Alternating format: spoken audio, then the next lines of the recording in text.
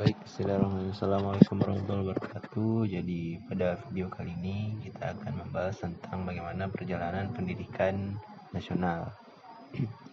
Nah, jadi di sini kami bagi jadi dua, ada sebelum kemerdekaan dan ada setelah kemerdekaan.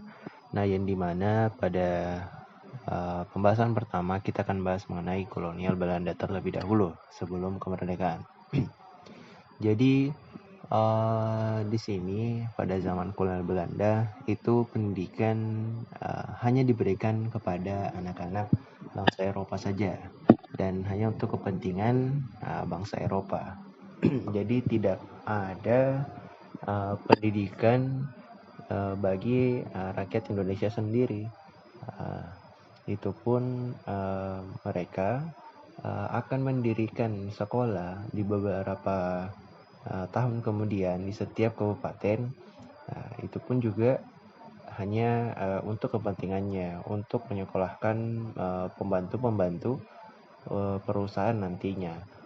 Yang dimana pendidikannya pun juga hanya standarnya itu hanya sekedar membaca, menulis, berhitung. Jadi tidak memberikan pendidikan yang lebih kepada mereka.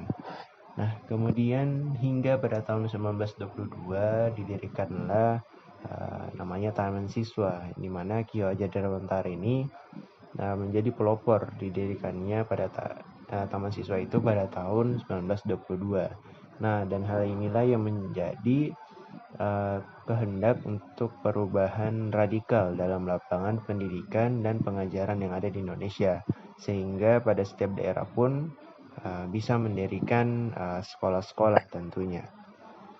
Nah, pada pendidikan yang didirikan ini, Taman Siswa ini itu menjadi penanda bahwasannya pendidikan di Indonesia ingin dikembangkan lagi, sehingga lahirlah nanti para para pendidik atau pejuang bangsa yang ingin memerdekakan bangsa Indonesia itu sendiri dengan merevolusi bagaimana sistem yang ada di Indonesia ini sendiri. Ya, maka dari itu diawali dengan bagaimana memberikan pendidikan yang layak, pendidikan yang baik bagi pejuang-pejuang Indonesia itu sendiri. Kemudian pada saat setelah kemerdekaan begitu banyak kurikulum yang berubah hingga saat ini. Nah, pada kurikulum itu terjadi 11 kali perubahan, 12 kali dengan kurikulum merdeka hingga saat ini. Jadi di sini ada namanya kurikulum rencana pelajaran pada tahun 1947, kemudian ada kurikulum sekolah dasar, kemudian ada juga kurikulum 1975, 84, 94, kemudian 97. Ada juga kurikulum berbasis kompetensi atau KBK pada tahun 2004, kemudian pada tahun 2006 juga kita sudah kenal namanya kurikulum KTSP ya. Kemudian K13 juga. Yang tentunya pada tahun 2013 kita mungkin masih gunakan juga gitu. Masih ada sekolah yang digunakan yang masih menggunakan kurikulum 2013. Nah, pada saat ini muncullah paradigma baru atau kurikulum baru yang kita sebut dengan kurikulum merdeka.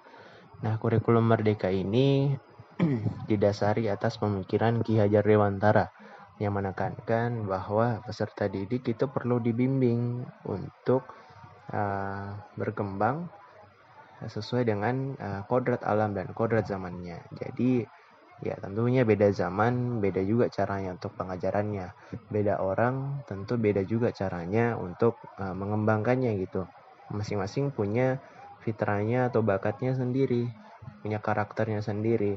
Nah, tapi yang paling dikedepankan pada kurikulum merdeka itu adalah bagaimana pembelajaran di dalam kelas itu berpusat pada siswa dan menjadikan siswa itu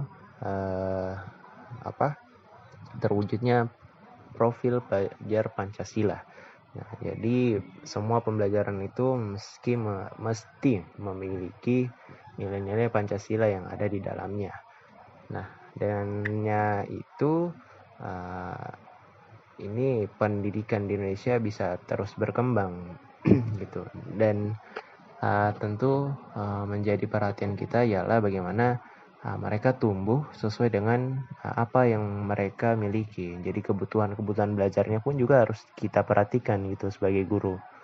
Nah, dengan adanya kurikulum merdeka ini menurut saya bisa menjadikan perubahan besar untuk siswa karena mereka sudah mesti dididik sesuai dengan potensi mereka, sesuai dengan bakat mereka dan keinginannya.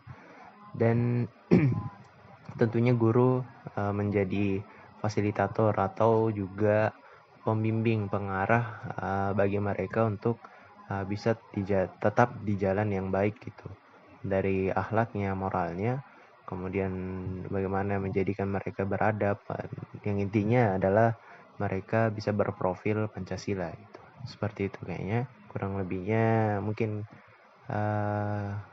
dimaafkan. Dan juga saya rasa itu tadi pemahaman saya mengenai perjalanan pendidikan nasional. Cukup sekian. Wassalamualaikum warahmatullahi wabarakatuh.